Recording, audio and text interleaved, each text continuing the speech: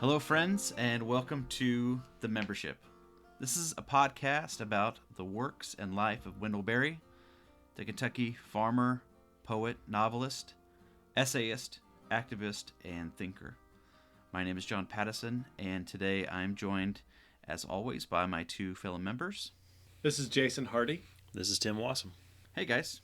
Well, I'm looking forward to our episode today. We're doing another episode on poetry. This is our second poetry episode. I was thinking, though, as we were kind of getting ready for this episode, that one of the features, Tim, that I really liked in your other podcast, the Erasable podcast, was what you guys called Fresh Points. And it was a time at the beginning of the episode where you could talk, each of you could, in turn, talk about what was new or what had captured your attention in the world of analog writing tools since your last recording.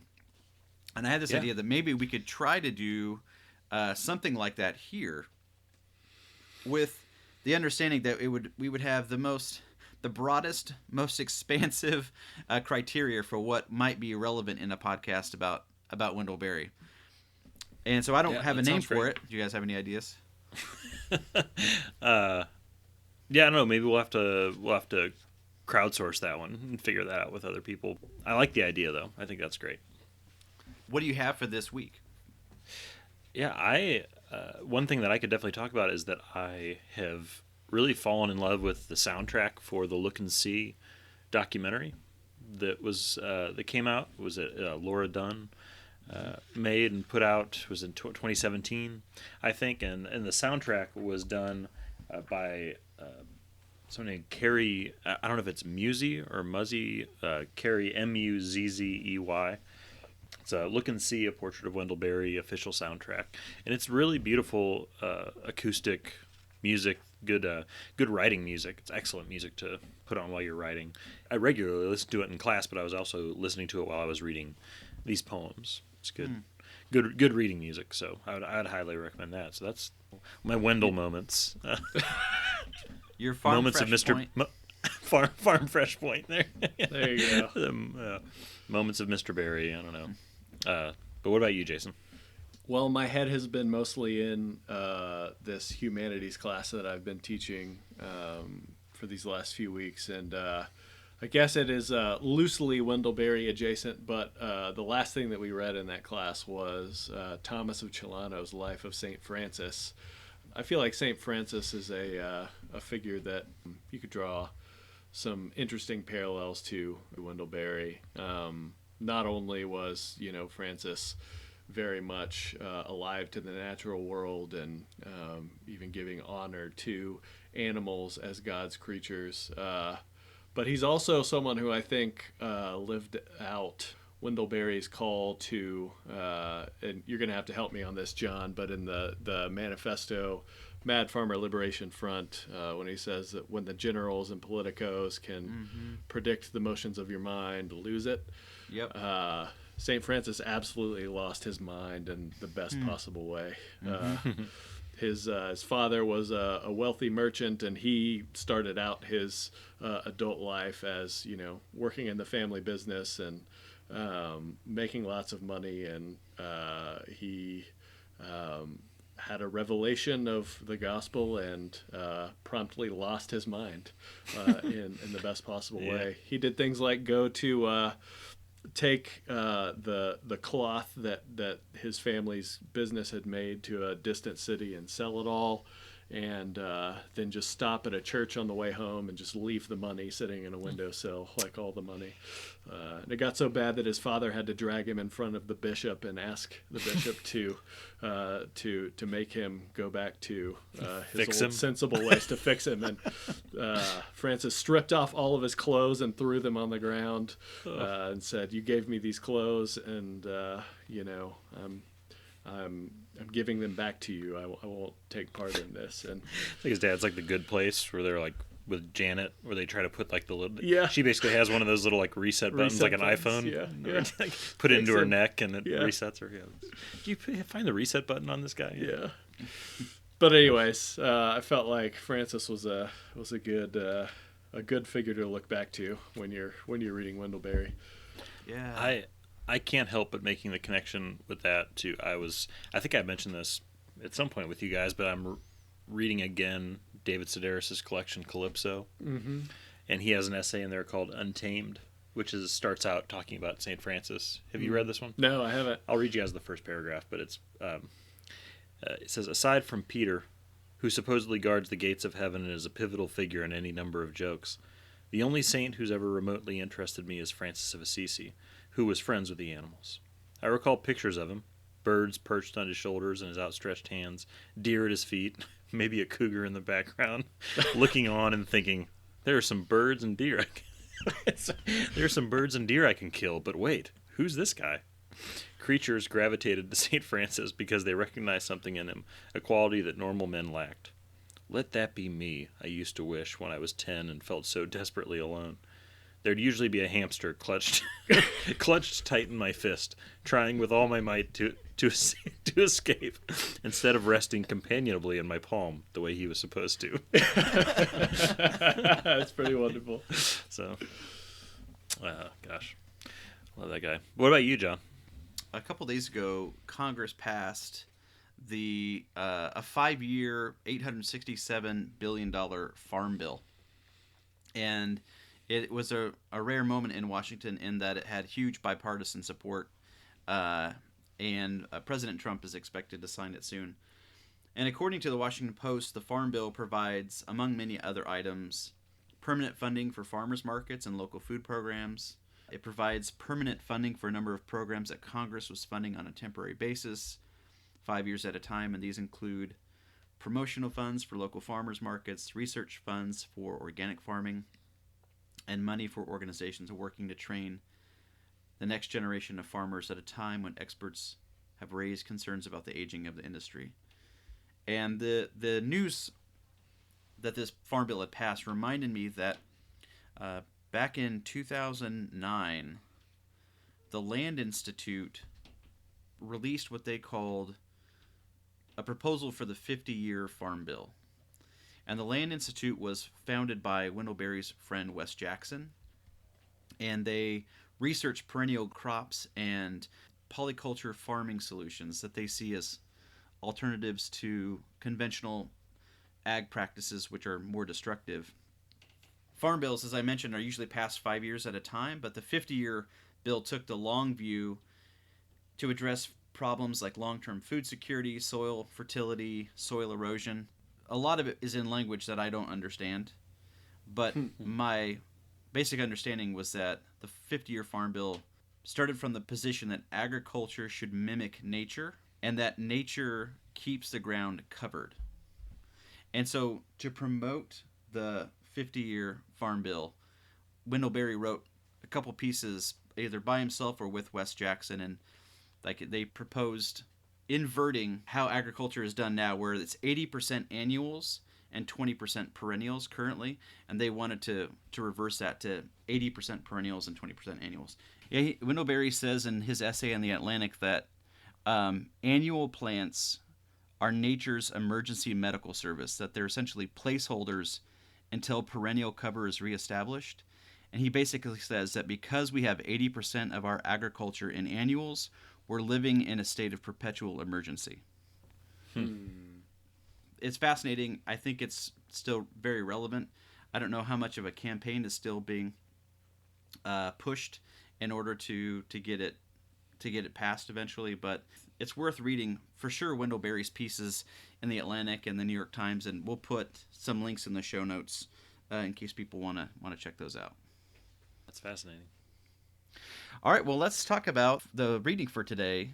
Today we are discussing Wendell Berry's collection of poetry entitled Findings. And Findings was originally published in 1969 by the Prairie Press. The text that we're using is from the New Collected Poems, which was published by Counterpoint in 2012. Astute readers will notice in the New Collected Poems that Findings comes before Openings, which was published in 1968. And this is a little bit in the weeds, but I think it'll pay off for context. I was curious why Findings was before Openings, even though the rest of it is laid out pretty much in chronological order. And so I couldn't find an actual copy of Findings for sale. I mean, they're out of print. They're very expensive. But I found a copy at a local library, and I checked it out. And in the beginning of the book, there's a note from Wendell Berry that says that these poems were begun in the fall of 1960 and completed in early 1965. And then he writes that this book overlaps the last 19 poems of The Broken Ground, published in 1964, and the first 14 poems of Openings, published in 1968. So again, like, this is in the weeds. There are a lot of titles.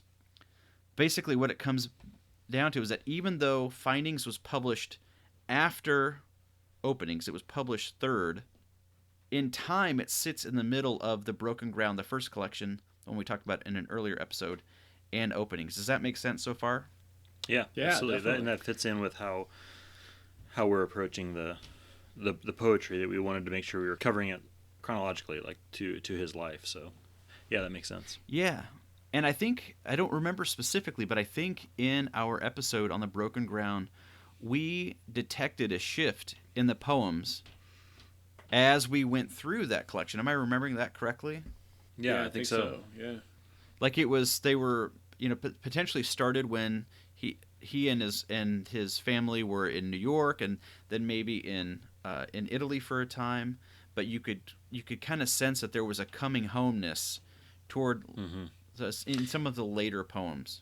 Yeah, we definitely talked about that, like, little transitional gap in there. I remember that now, for sure, where it seemed like the first, I think the front end of the poems felt a little anxious, or a little more like angsty or something, and then by the end of it, he kind of they settled in a little bit more than to what we're used to from his future poems. But yeah. So anyway, I thought that context was interesting and helpful. We are not going to use the out of print text from the collection itself. We're going to stick with the new collected poems. But if you want to potentially look for this book at your local library and read everything, and I say that because New Collected Poems does not include the entire text of Findings. So the original published book is split into 3 sections, but the New Collected Poems includes pretty much all of the second and third sections of that book, but only one poem from the first section. And even that is actually it's changed a little bit for reasons that I don't know. Like, he didn't want the rest of it included, and at some point had edited even the selection that was included from section 1, which is the design of the house. I wonder if they were at some point sort of absorbed into something else he was writing. That like could be. He ended up like transitioning him into other poems, or even incorporating into his fiction or something. I'm just curious if he felt that those ideas were redundant because of other things he had written. But that's possible, because he did that with his fiction, right? We encountered that with a short story that wasn't included in, I want to say, the Library of America, but it was essentially a chapter in Jayber Crow. Yeah. Yeah, don't send a boy to do a man's work. Yeah. So that's that's fairly technical and dry, but in case folks are wanting to go even deeper, you can literally check out a copy from your local library, maybe, of Findings. Or drop $150 on a first edition on eBay or whatever. Yeah. For the high rollers listening, yeah. One copy I found was $300 for a first edition. Wow, yeah. Fair enough. So we're going to talk about 3 poems today, the 3 poems that are included in the New Collected Poems. And the first one is called The Design of the House, Ideal and Hard Time. And of the 3 poems that we read for today, this was, for me, the most challenging. It just took more work. And so the poem is set in the winter, and throughout the poem he seems to be setting up this tension between seeming opposites. Tension between perfection and imperfect reality. Tension between winter and summer. Between light and dark.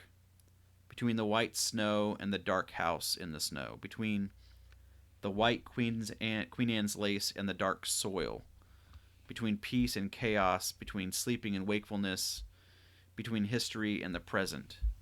And then sort of he describes a process of envisioning and making a home in the midst of those tensions. And it reminded me of an architectural dome.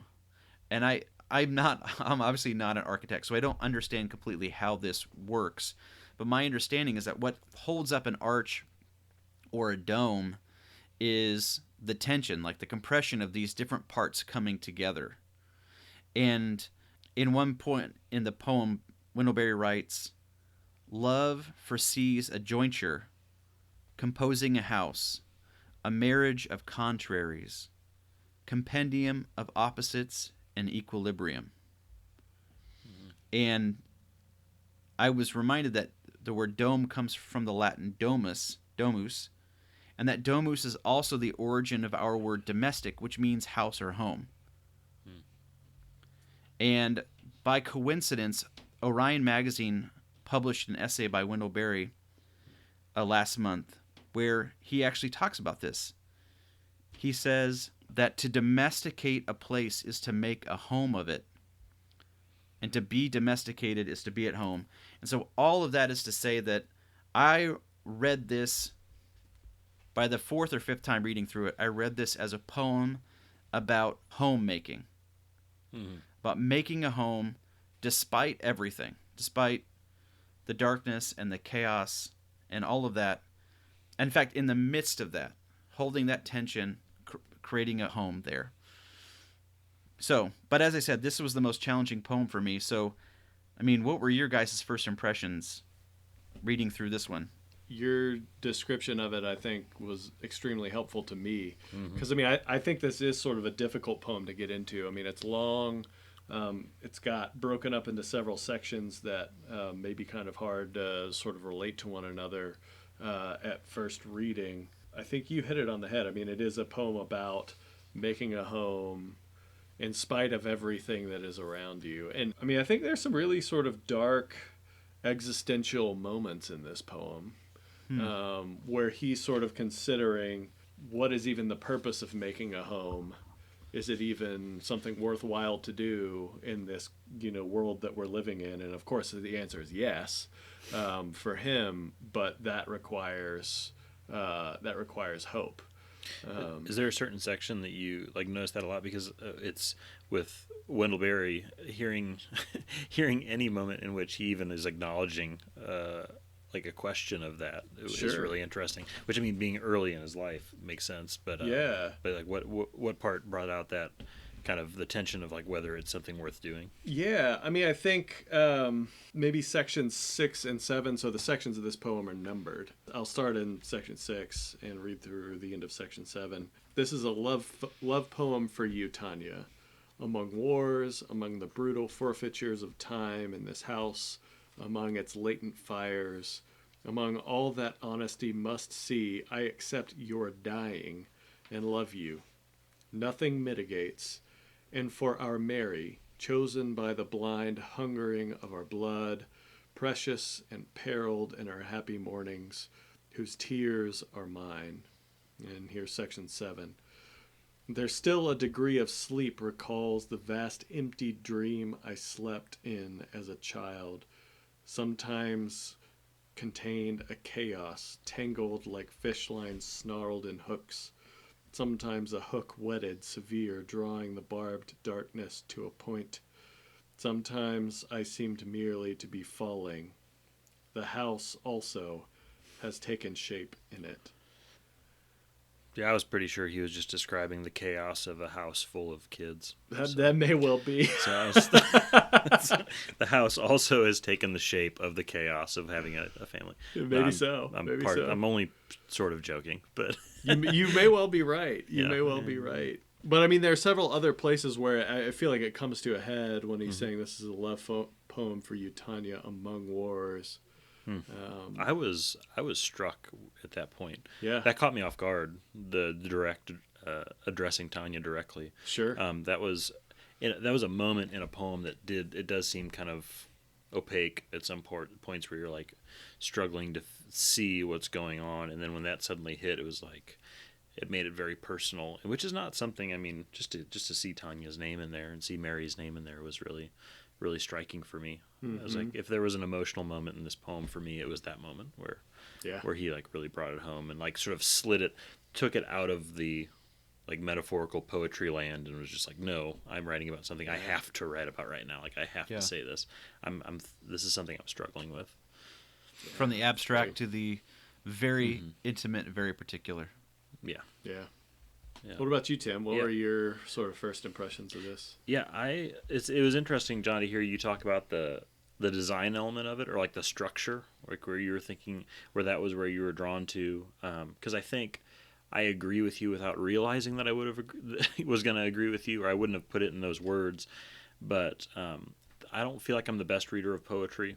I feel like I have to work really hard at it, and so I read through this one several times over the last few days. But for me, one thing I always have to do is I have to, for myself, establish like a setting of where the narrator is. Mm-hmm. I don't know why, but like with poems, I always need to like imagine where they're speaking from. And so for me, where I felt the most comfortable reading this poem, or not physically but like the image that felt the most comfortable for me was imagining Barry, or the narrator, basically sleepless in bed and just entertaining all of the thoughts that are racing through his head about what it means to have a home and to like settle, like capital S settle, somewhere that you're going to stay, somewhere you're going to be for a long time. And this brings in a little bit of those kind of anxieties that come with that even Wendell Berry had at some point. But all of these moments that the first reading felt very disjointed, like these very like disjointed ruminations on ideas or on images and things like that. After the second reading, this poem very much rewarded that second reading and made me see that these all fit together, kind of like you were saying, as far as like tensions that push against each other but make a whole, like that hold things up. Mm-hmm. And I was able to, I always have to give myself sort of a setting of where the narrator is, but I also always have to tell myself to, I always, and this maybe it's because I'm a teacher, but I always have to tell myself to not take it so seriously. When I'm reading poetry sometimes, at least for the first couple of readings, like take it in the simplest way you can to start with. And that helped for me because when I did that, I was able to take these different sections piece by piece and not worry about taking in the whole. Those were two things that, as far as my first impressions, that really, really hit me. I imagine this being him sleepless in bed, it's at night or whatever, and or maybe he's sitting in his writing shed and he's thinking through all of these things and he can't really pull them together in a way that's neat, but he can pull all the ideas together and they sort of make their own, they sort of build themselves into the house in a way that he, maybe was unexpected, in the way that's, like that section that Jason just read, where to go. The house also has taken shape in it, in that chaos. Like, he can't control it, but all of these chaotic images and things come together to make something that is perfectly imperfect. So. Yeah, I imagined that too. I imagined him, again, because he talks so much about the contrast between dark and light and dark and white. In a dark morning, sort of, I was imagining a dark head on a white pillow and a white house on a dark morning. And embedded in snow. I love that image of like the house being like a seed that's stuck in the snow that hasn't blossomed yet. Like, yeah. Sorry to interrupt, but I loved that as well. I didn't mark every single one of them, but there's got to be 7 or 8 different sections in this collection where he makes that comparison with the white. Actually using the words white and black to describe things, the blackness of things and the whiteness of things, and it's all about contrasts all the way through. I don't know. It makes me think of this whatever period of life that he seemed to be in at this point, and we could kind of do the math on that together. But season of life where your kids are young and things are changing a lot, that it probably is easy to see things as sort of black and white, or to see things as in high contrast with, you know, his life living as a rising star in the literary world in New York versus living in Kentucky on this family farm, and realizing that seeing them as black and white is not like a helpful, is not a helpful separation to make. And that he can see, Jason and I were talking before we recorded about how much we love the beginning, where he says that except an idea, perfection is as wild as light. There is no hand laid on it. That you can't compare those two things, and that perfection is just kind of in the eye of the beholder. Perfection, it's like almost like he's saying that perfection is just in accepting imperfection. Yeah, I mean that is my favorite. I think you're about to ask what our other passages were, John. That is my favorite passage of the whole poem, is that opening. Except an idea, perfection is as wild as light. There is no hand laid on it, but the house is a shambles unless the vision of its perfection upholds it like a stone. I don't know. I feel like I'm a lot of times sort of a closeted Platonist, which is a weird thing to admit on a Wendell Berry podcast, because he's such the opposite. But I see him sort of acknowledging Plato in this opening, maybe just because that's what I want to see in it. But acknowledging the idea that sort of ideas of perfection have usefulness in the world, even if they're never actually going to be achieved. This is a rare place where Wendell Berry seems to acknowledge the usefulness of abstractions, if only to sort of direct things that that actually happen in the particular. That's true, and with that, I like that point about the abstractions, and even like if you think about it visually, the birds, right? The birds that he's referring to, these swifts. He almost like using these swifts, and there's the black swift that's moving around. There's the yellow bird with black wings. There's all these birds throughout the poem that are always moving. It almost makes it feel like impressionism or something, where you're seeing sort of like a fuzzy image of like all the action that's happening, all the movement that's happening around the house, whether it's the bird, whether it's the people, whether it's the weather, whether it's the actual house itself changing and growing. I like that idea, because that's true that his later poems definitely feel a lot more concrete. I read the stanza that you just read, Jason.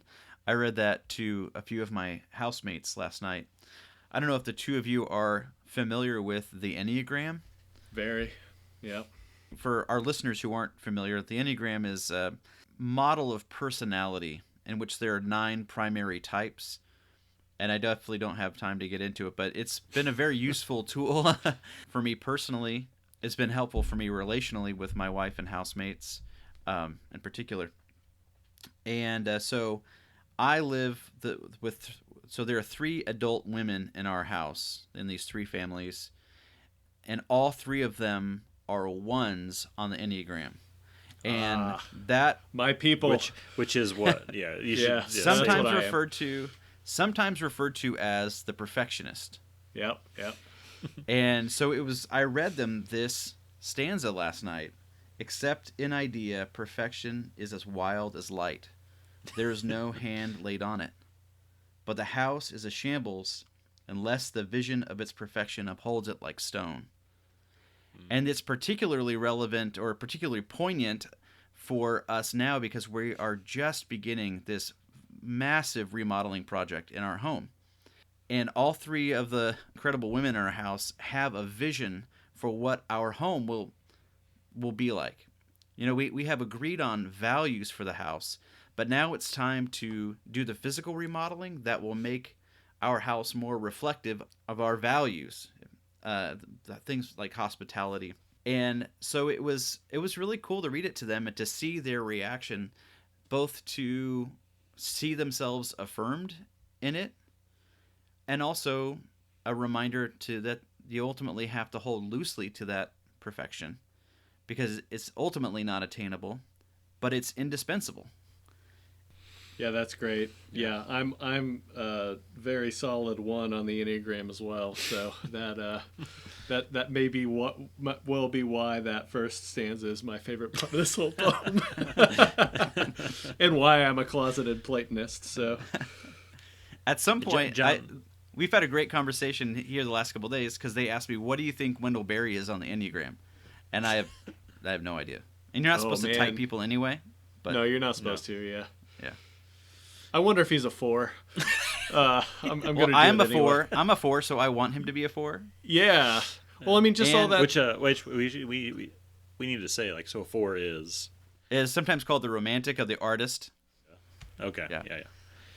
Yeah. And so as a 4, I want there to be no other 4s except for me. But I would make an exception for Wendell Berry. Yeah.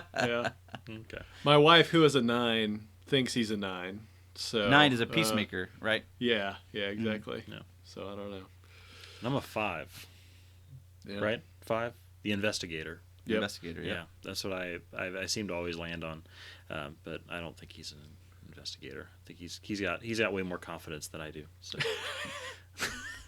I don't know how we'd be able to talk about that for a whole. Should we just have a whole but episode where we just like take the Enneagram quiz for him?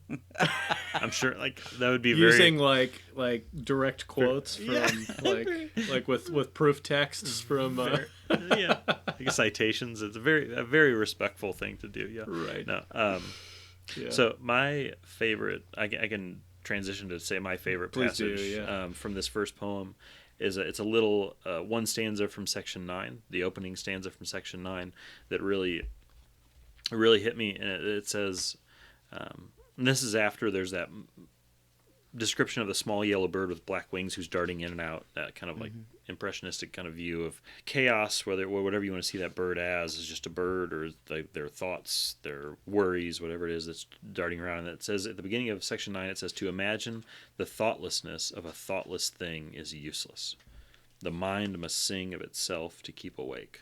And that struck me as a really meaningful piece of just kind of practical advice these days, which is just interesting with a poem that was written, what was it, sometime between 60 and 66? Is that what it was? 1665. Yeah. 1665. Just that this, we are in a world that if you're in touch with social media at all and with political situations and stuff like that, people are constantly outraged at the thoughtlessness of others, which is of course not like we're trying to make each other better, but I think that what I took from this is that just that like living in a state of outrage at other people's thoughtlessness is not a useful way to go about your life. And I think that's so it initially struck me on that sense, where I was thinking about sort of like a global view with politics and all of that, just that that the mind must sing of itself, which of course smacks of Walt Whitman. Yeah, no kidding. Sing of itself, and just that all you need to worry about to be happy and to be fulfilled and to be a good member of your community and your society is to know yourself enough to basically not mislead people. But then I then took it from there after thinking about sort of the global view, and then trying to think, I wouldn't think. I think Wendell Berry would probably be thinking on a more local level, and then even taking it into my family, and how I relate with people that are very close with me. Just to say that, that it's useless to just focus on the imperfections. That was just how that struck me, and I really like that. I thought about that over the last few days, pretty frequently. And maybe it's because I work with teenagers. Yeah. Well, that's the mark of a good poem. It sticks in your mind and starts applying itself to different situations. Yeah. Well, are you guys okay if we move on to the next poem? Yeah, it's great. All right. So the next poem in this collection is called The Handing Down. And it's a young man watching and reflecting on an old man. And the older man is Barry's maternal grandfather. That's not made explicit in this poem. It is talked about in the next poem that we'll get to, but it seems to be Barry's maternal grandfather. And at one point in the poem, it talks about the grandfather and grandson sitting and talking on the enclosed porch. And the poem discusses that the changes that the older man has seen in his home and his town, and also what has stayed the same too. Just like the last one, the sections in this poem are numbered. And so in section 3, which is called "The Old Man is Older in History Than in Time," Berry writes this. It starts with a quote from the grandfather. "I've lived in 2 countries in my life and never moved." He has spoken of the steamboats of his boyhood, the whistles still clear to him, and the upriver bends, coming down to the landings now disappeared, their names less spoken every year. He has remembered the open days of that first country. It was free here when I was a boy, and the old brutalities and sorrows. And now they talk of power and politics and war, agonies now and to come, deaths never imagined by the old man's generation. The mistakes of the old become the terrors of the young. In the face of his grandson he sees something of himself going on. Moved by the near suffering of other men, he has taken them into the body of his thought. If I died now, I wouldn't lose much. It's you young ones I worry about. So you have this older man passing memories. I mean, it's called the handing down, and he's handing down memories. He's handing down attentiveness for his place, and I think he's handing down an affection for the place to his grandson. Is that how you guys would, very, very general? It's the longest poem in the collection, and I just gave a fairly short summary, but does that sort of fit with the overall theme for the poem that you were picking up? Yeah, absolutely. I think for the most part, I think so. I think that one that you just read, within that was my favorite passage from the poem, and I think I took a lot more of a kind of a global view on it, which maybe is just as an inevitability of the times that I grew up in. I don't know, but I read especially the sections where he says the mistakes of the old become the terrors of the young. In the face of his grandson, he sees something of himself going on. That I had seen that and read that, and it had hit me as basically an old man wisely pointing out that every generation goes through some version of the same problem that the previous generation went through. One generation fights to get something, one generation fights to make it through some sort of problem, and then as a result of that cause a whole new problem for the next generation that then they have to figure out and then go through and figure out, and then it just kind of is an endless cycle. So that was, I had thought about it as more of a, I guess on a broader sense, or at least that was how it hit me. But probably what you said is more accurate, that he was talking about the place specifically where they are. But I maybe I had landed on that because there was that mention of politics and war and these big issues earlier in that section. Yeah. Well, what struck me is that we've read a passage of this before in a short story that we've discussed before on this podcast, right? It was free here when I was a boy. I was wondering where I heard that from. That's what Matt Feltner says to Andy Catlett. I think that's in The Hurt Man. That's right. Gosh, that was driving me nuts. I could not figure out where I had heard that. I wasn't thinking Wendell Berry. I was thinking outside of Wendell Berry. So. Yeah. Oh man. Well, that's your first problem. You'd think I'd be focused enough to start there. Yeah. I mean, so I think it's important to realize that this is Matt Feltner is definitely styled after Wendell Berry's maternal grandfather that we're reading about here. So these words that are coming from his maternal grandfather are much later going to come from Matt Feltner. And this may well have been before Matt Feltner, the character, was developed. I don't know. It's just interesting to think about the blurred lines between the poetry and the fiction. Yeah, because I mean, if Wendell Berry had written this poem recently, he probably would have set this as like he would have been speaking as the character Andy Catlett, right? He's done that in some of his poems and in some of his nonfiction recently. So one other thing with that section that I was gonna try to run by you guys, and now that, and I actually, before we came in today, my research hadn't unearthed the like timing issue, John, that you talked about, of like 60 and 66, and that it came out after or whatever. But I heard, and I guess 66 would work. I don't know when he wrote this section, but in that section, it really made me think about Vietnam. I don't know why, but that was just like at the front of my mind as I was thinking about it. Moved by the near suffering of other men, he has taken them into the body of his thought. If I died now, I wouldn't lose much. It's the young ones I worry about. That was just what I kind of felt, that weight of a larger issue. I don't. It just seemed like he wouldn't have said something like that if it was just about sort of local family, sort of general inheritance of problems or issues. sure. Situation that it just made me think about the weight of things happening in the world that 66 would have been. Yeah, it was because Vietnam. When did a draft started for Vietnam in 65? Or I'm just kind of, that's a shot in the dark. But do you know? I don't. Yeah. Anyways, but I was just wondering if that hit either of you, if you were thinking about. Yeah, that. I mean, I sort of thought Vietnam was in the back of this. Yeah, so if I died now, I wouldn't lose much. He's lived his whole life, right? Right. It's the young ones. It's you young ones I worry about. You've got all these problems left to figure out that we've left for you. Sure. Basically, including that. Well, and you young ones are like in danger of dying because of the draft and because of Vietnam. Yeah. Yeah, we'll find out at the beginning of the next poem, or the next 3 elegiac poems, that this grandfather lived between the years 1881 and 1965.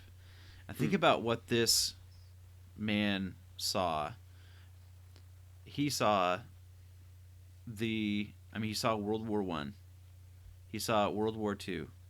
He saw Korea. He sees the ramp up in Vietnam.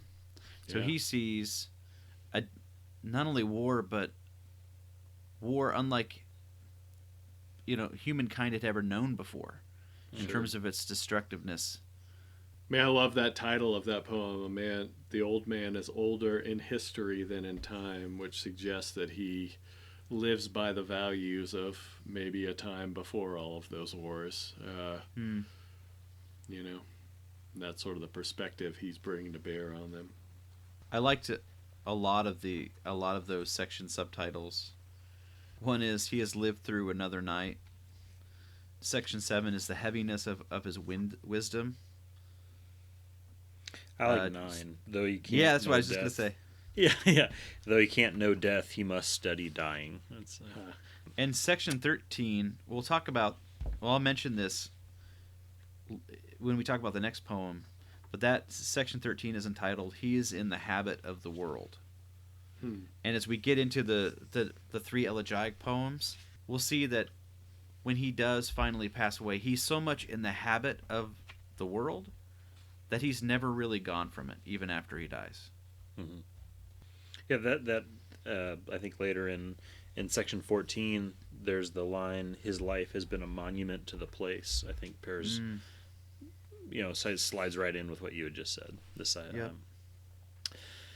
that I don't know. That's just I don't even know what to do with that, and just need to unpack it for myself over time. But just this idea that just the life you've lived. I think in a materialist society, that the life you live carries a serious weight, even if people aren't talking about you, for the rest of their lives after you're gone. But just that, like, I don't know, acknowledging the impact of a life well lived. Yeah. I was going to mention there is reference to wildness. He uses that word wildness in this poem. This is in section 8, where he says that around the place his living has kept clear, there's a wildness waiting for him to go. And then that wildness, of course, took me back to this idea of perfection from the first poem, where it says that opening line is that perfection is as wild as light. Just that, I don't know. It's interesting to think about the life of Port William. There's a line in this poem as well that kind of smacks of Port William, where he says there's a road going in and then that road goes out. It feels very much, it gives you the impression of Port William. Just that even within a seemingly mundane thing, a mundane place, that there's a wildness, and that wildness is perceived as perfection by Wendell Berry. And it goes back to when we were talking about in episode 0 about what drew me to Jayber Crow, a seemingly boring story that is actually full of wildness, and that's why it seems so appealing, and that even his writing style, whereas it can seem simple, that I think in his best moments, and I think that Jayber Crow has a lot of these best moments where he is doing all the things well that he does in his poetry, his essays, and his fiction, all wrapped up into like one basket. Yeah. So I think it's a good example of how, like, even in his writing style, his wildness, his like how he's willing to jump into poetry and then jump into essays, then jump into fiction. That's what makes it so pleasing, so perfect.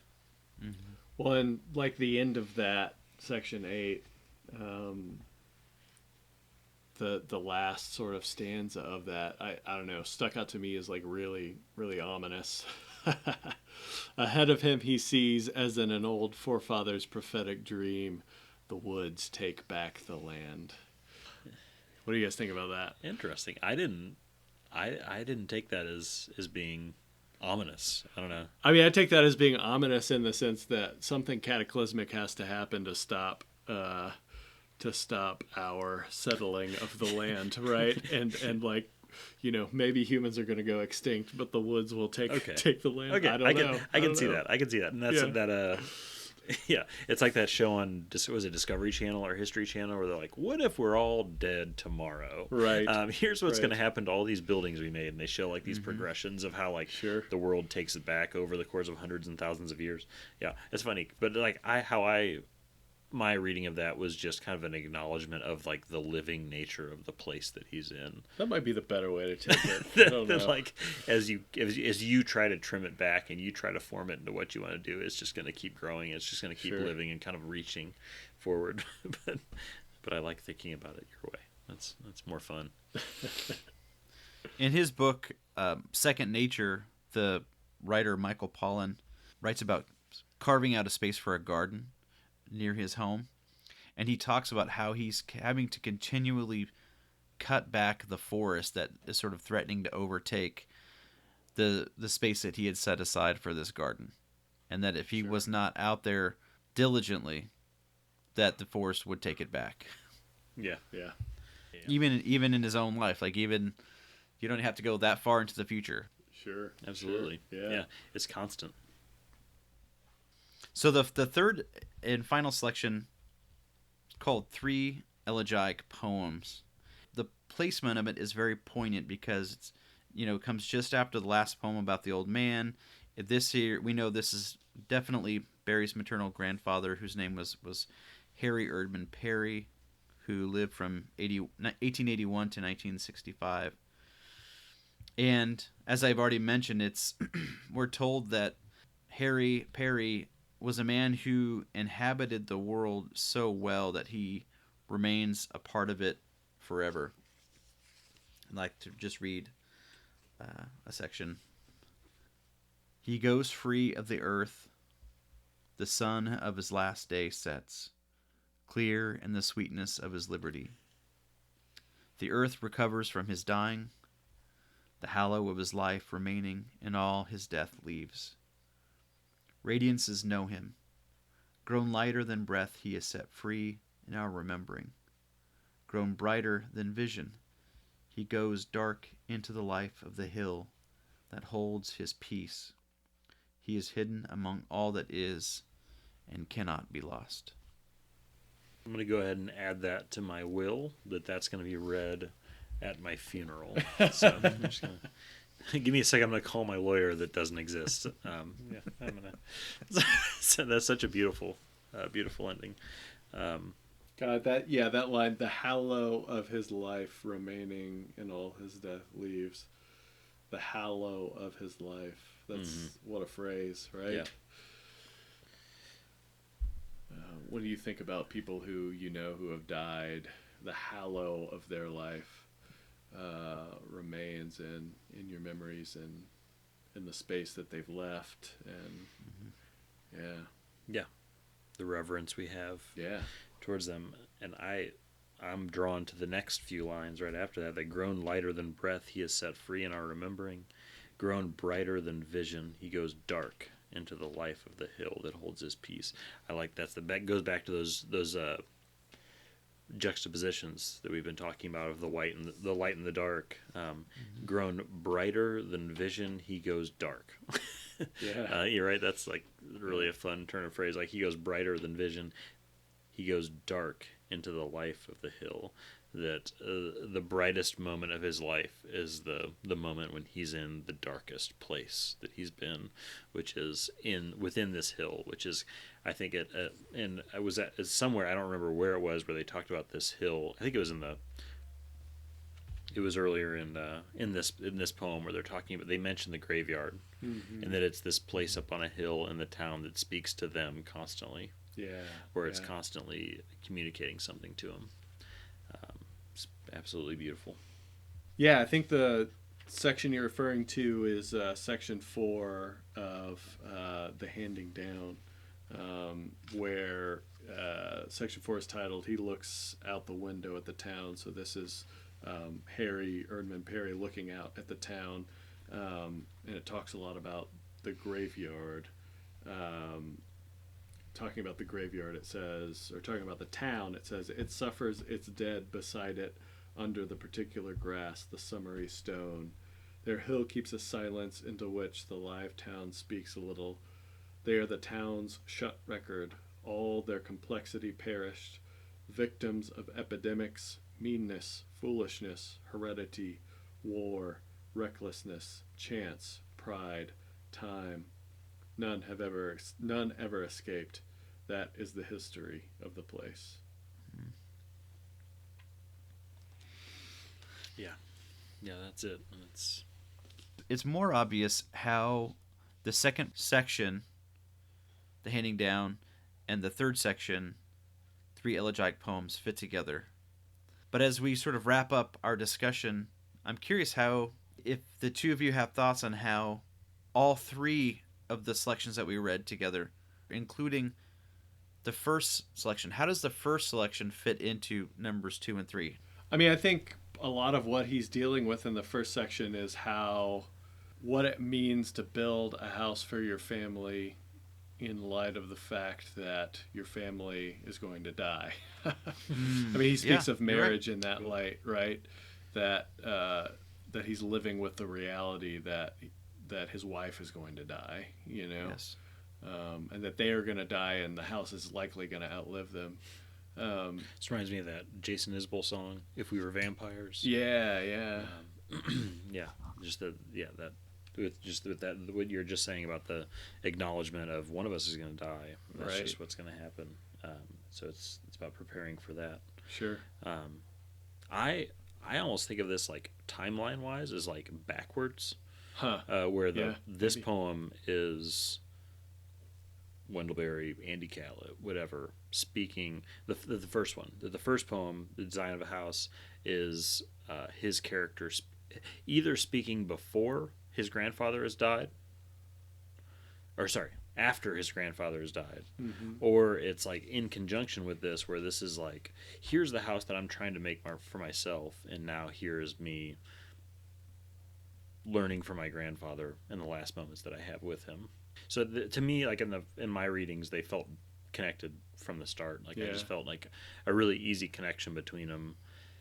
Just because and this is because of an assumption, right? It's because of an assumption I had that the narrator of that first poem is the same kid or the same, kid, not kid, but same young person who's observing his grandfather. Well, and in the second poem, The Handing Down someone's building a house somewhere in the town. Yeah. Yes, that's right. Mm-hmm. And apparently the grandfather is really interested in that. So I mean, it's not obvious that it's the young man's house that's being built, but Yeah, and I actually had when I had first seen that's in section 11. There's no need to hurry to die. His days are received and let go as birds fly. Through the broken windows of an old house, all his traps are baited but not set. No, actually, that's not the section. That's not the section you're talking about. I knew I had marked something about a house, and but still, it kind of connects because that old house he was referring the note that I wrote in the margin was that he is the old house, right? That if you follow that metaphor through, there's this house being built, and that the old house is the old man who's nearing the end of his life. Yeah, I misremembered that and got too excited. I should have pumped the brakes. So yeah, I think the section that you're referring to is section 6 of the handing down, and that section is called the new house, and it shows the older man walking across town to watch carpenters who are building a new house. So it's obviously a symbol of the new, a symbol of the town going on, and then in the very final stanza of the whole poem, it says that the old man has come back from his walk, and it says, now resting from his walk, he's comforted by the sounds of hammering, half listened to. He is comforted not because he hopes for much, but because he knows of hope, its losses and uses. He has gone in the world, visioning a house worthy of the child newborn in it.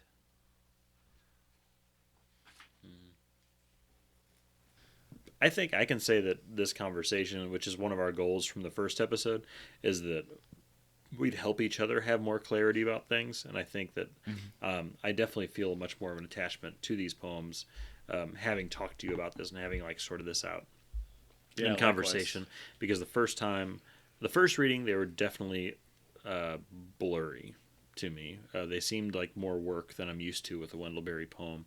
And then just as continued readings help them sort of open up. But I'm glad this is obvious, but I'm just glad we're going through it in order, and I'm glad we are putting ourselves in a position that's out of our comfort zone as far as what we're paying attention to and what we're reading. So I think I have a much more of an appreciation for these poems thanks to both of your insights.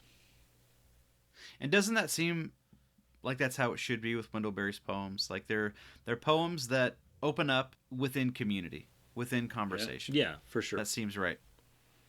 Yeah, absolutely.